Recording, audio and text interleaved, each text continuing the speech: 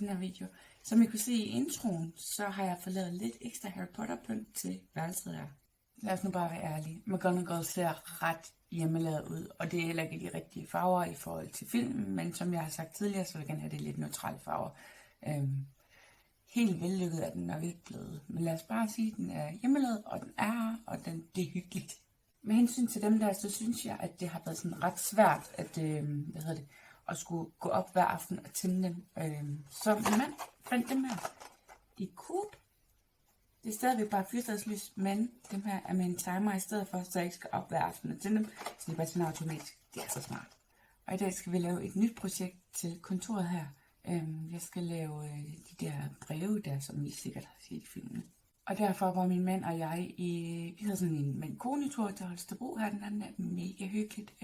Men så gik det jo også turen også lige forbi Creative Shop i Holstebro, som ligger inde i centret. Og jeg fik selvfølgelig købt en masse ting, blandt andet den 4 I så i introen, men jeg købte også det her. Jeg kan ikke se det. Det er sådan noget Happy Moments Mix and Match Wax and Seal.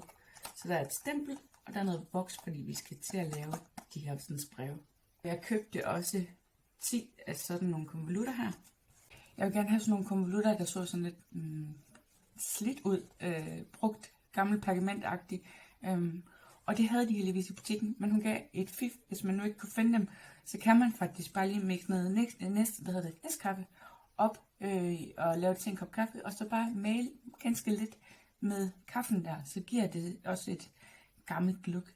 Så det var lige et fif til, jeg lige vil dele med jer.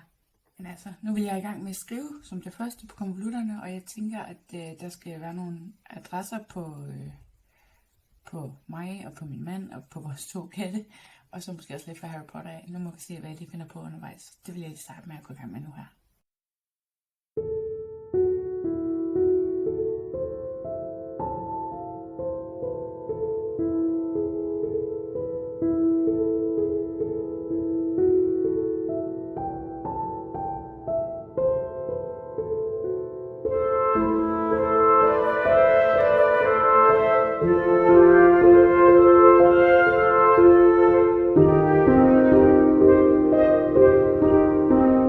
Jeg er blevet færdig med at skrive på brevene, som I kan se, så jeg lige dækker nogle af dem til, fordi der står også adressen nedenunder, og det synes jeg ikke lige, jeg vil have her på YouTube. Men som I kan se, så har jeg lavet en Mrs. H. Granger, altså til Hermione og en Mr. Potter. Der var desværre ikke lige nok til at lave en til Ron. Jeg synes selv, jeg har været ret kreativ, når jeg skulle til at lave en lille tekst her til de lidt mere personlige kort. Så Miss Alvin, det er mig, taking a bubble bath in the bathroom. Mr. C, altså min mand, playing computer in his room and sleeping on the sofa. Ozzy, den ene af vores drenge, mostly in his bed on the bed. Og looking at birds in the window. Mr. Felix, vores anden kat, sleeping on a pillow on the sofa. The most talkative cat. Og den sidste for mig, hækler i sofaen på dansk.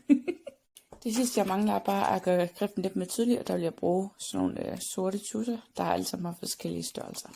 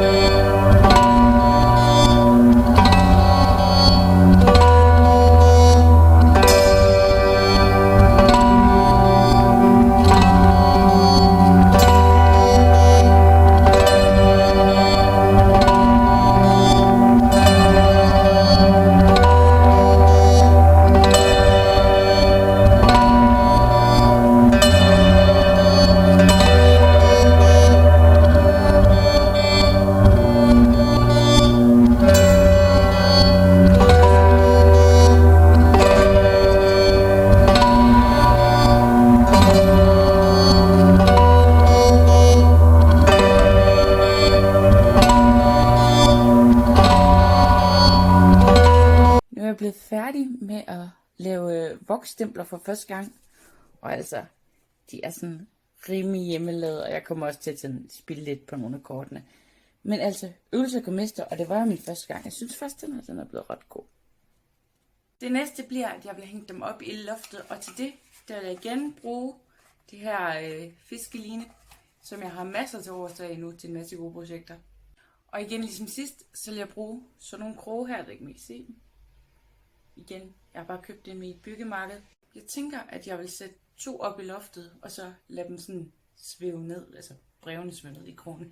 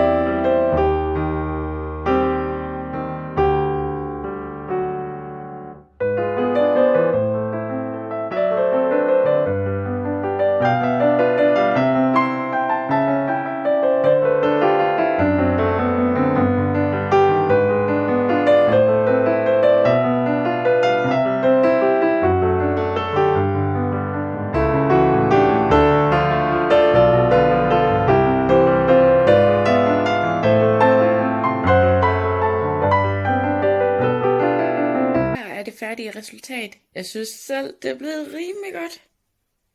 Jeg beklager lige rodet hernede, som I kan se, men jeg synes efterhånden, det er ved at få sådan en god helhed. Da jeg satte nålen lidt ned til konvolut, der har jeg bare bundet en knude på enden af linen, så den sådan sad fast. Da jeg så nåede til den næste, der kørte jeg selvfølgelig nålen igennem konvolutten, så for at den kunne sidde fast og blive der, hvor den skulle, så kørte jeg den igennem en gang mere, så den fik sådan en skal kalde det en dobbeltlyk eller sådan noget, så den sad fast. Man kan sikkert også godt lave knuder, men jeg synes bare, at det her det var en meget nemmere måde. Jeg har allerede hovedet fuld af idéer til de næste kreative projekter, og derfor var jeg også lidt smut forbi sådan en grenidé. Jeg har fået købt noget selvhærdende ler, og lidt forskellige instrumenter til at håndtere det her ler med. Jeg har også købt sådan en stor kasse her. Jeg synes, jeg mangler noget opbevaring til alle mine små værktøjer og dimser. Så jeg fandt den her, der er sådan en øvre skuffe her i, som I kan se. Mega, mega fint. Når man løfter det uden at vælte låget, så er der et endnu større rum nede i. Men det skal ikke bare være en kasse. Jeg har en idé med den. Og til den idé har jeg også købt sådan nogle øjne her. Man kan sikkert købe den mange forskellige steder. Hobby, Rito, alle mulige steder. Jeg har valgt at købe det op i en lokal stofforhandler. Men altså, leret og kassen, det er 2 forskellige projekter. Og hvis I godt kunne tænke jer at se, hvad jeg har fundet på og tænkt mig kreative tanker, så kig med i fremtiden, for jeg vil helt sikkert filme det og lægge en video op af, hvad jeg laver. Jeg vil slutte af med at sige tusind tak, fordi du så med i dag. Og hvis du gerne vil have notifikationer, ja, det er et svært ord, på hvornår jeg lægger nye videoer op, så abonner til min kanal. Subscribe, tror jeg nok det hedder. Og så vil jeg blive meget glad, hvis du lige gav den sådan en thumbs up, den her video. Det hjælper mig rigtig meget på min kanal. Vi ses i min næste video, guys. Hej hej!